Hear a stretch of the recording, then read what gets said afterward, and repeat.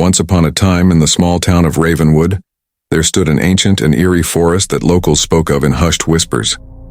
The twisted trees and overgrown thicket seemed to hide secrets that dated back centuries. Every Christmas season, the townspeople would venture into the heart of the forest to find the perfect tree for their annual celebration. This year, the Jackson family, consisting of John, Sarah, and their 2 children, Emily and Timmy, decided to embark on the tradition. The Jacksons were new to Ravenwood, having moved from the bustling city in search of a quieter life. Little did they know that their search for the perfect Christmas tree would unleash a terror that had been dormant for years. As the family delved deeper into the ominous woods, the air grew colder and the shadows thicker. They stumbled upon a clearing where a single tree stood, its branches reaching out like skeletal fingers. The tree seemed to beckon them, its twisted form almost hypnotic. Ignoring the unease that prickled at the back of their necks, the Jacksons decided that this would be the tree for their first Ravenwood Christmas. They chopped down the tree with a sense of accomplishment, but as they carried it home, strange things began to happen. The temperature dropped even further, and eerie whispers filled the air. Ornaments seemed to appear on the tree overnight, strange symbols that the family couldn't recognize. The once vibrant lights flickered in an otherworldly rhythm, casting ghastly shadows that danced on the walls. As Christmas Eve approached, the Jacksons noticed changes in each other. Their smiles became forced and their eyes held a haunted glint. Emily and Timmy spoke of seeing shadowy figures in the corners of their rooms, and the once friendly town now seemed cloaked in a foreboding atmosphere. On the night of Christmas Eve, a storm descended upon Ravenwood.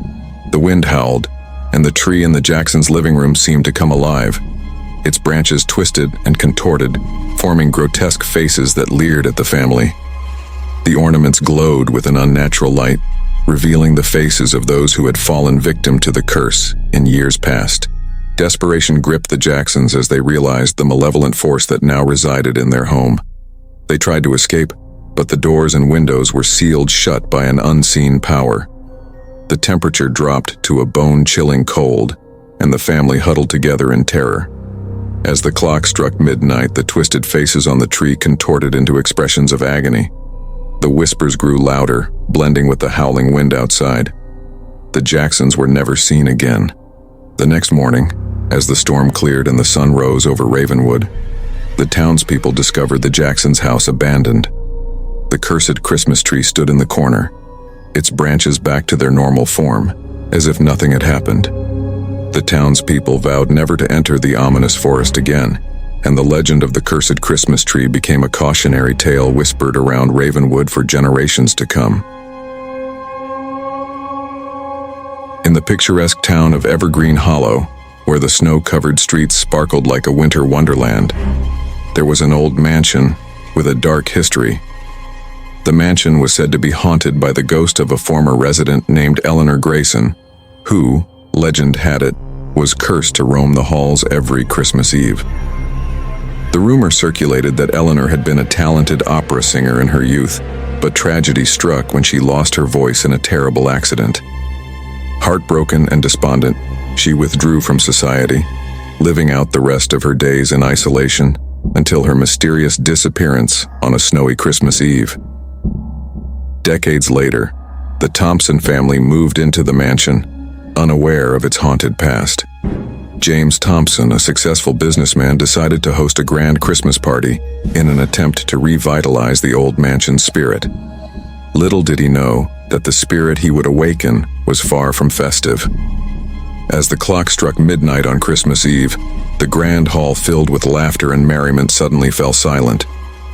A chilling breeze swept through the room, extinguishing the candles and sending shivers down the spines of the guests. A haunting melody, soft at first, then growing louder, echoed through the mansion. The ghostly voice of Eleanor Grayson sang a mournful carol that sent shudders through the hearts of the partygoers.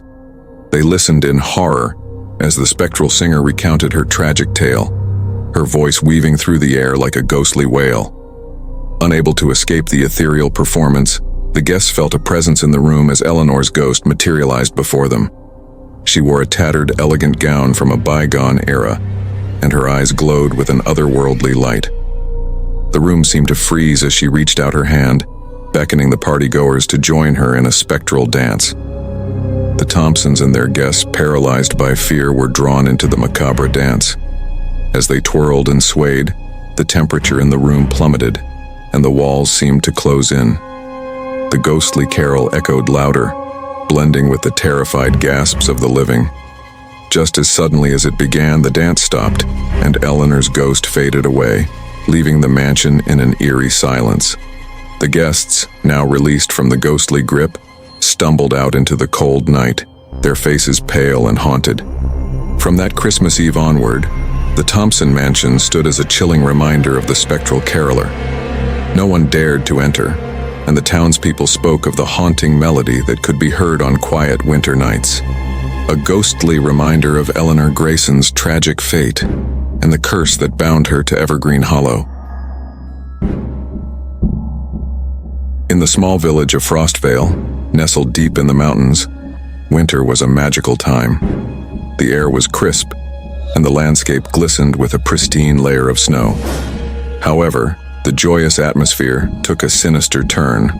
One fateful Christmas, when a mysterious force began to visit the homes of the villagers. It all started with a gentle tap on the windows in the dead of night. The villagers, curious and unsuspecting, would open their doors to find beautifully wrapped presents on their doorsteps. The gifts were enchanting, ornate boxes adorned with silver ribbons and delicate snowflakes. However, as the villagers unwrapped the presents, they discovered the chilling truth. Each gift contained a lifelike figurine made entirely of ice. The figures were eerily accurate representations of the recipients, frozen in poses of joy or surprise. As the village clock struck midnight on Christmas Eve, the statues would come to life, moving with an unnatural grace, their eyes gleaming with an otherworldly light. The first to experience this bizarre phenomenon was the Turner family. The father, Thomas Turner, received a beautifully wrapped package on his doorstep. Excitement turned to horror as he unwrapped the gift to reveal an ice sculpture of himself, wearing the same expression of shock that now etched his face. As the clock struck midnight, the frozen Thomas came to life, wandering through the house with a haunting, hollow gaze. His family, terrified and bewildered, could only watch as he moved with an eerie elegance.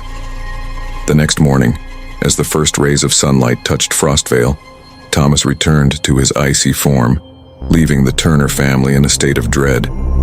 Word of the frozen gifts spread through the village, casting a dark shadow over the festive season. Families barricaded their doors, but the mysterious force persisted. The villagers, now living in fear, sought the help of the village elder, an ancient woman named Elara. Elara, with a knowledge of ancient folklore, uncovered a forgotten tale of a winter spirit seeking companionship. The spirit, she explained, was cursed to live in isolation, and its attempts to share the joy of Christmas with the villagers had twisted into a haunting display of frozen figures. Determined to break the curse, the villagers came together on Christmas Eve. Holding hands in a circle, they chanted a plea for the spirit's release. The air grew colder, and a spectral figure appeared before them, the winter spirit itself. With a mournful wail, the spirit released its hold on the frozen figures. As the first light of Christmas morning touched Frostvale, the villagers found themselves surrounded by melting ice. The frozen figures transformed into a glistening pool of water, reflecting the joy and relief in the eyes of the villagers. From that day forward, Frostvale celebrated Christmas with newfound gratitude, knowing that the spirit, once bound by a lonely curse, had found peace. The villagers, now free from the frozen gifts, embraced the spirit of the season, creating a holiday tradition that carried a poignant reminder of the power of compassion and understanding.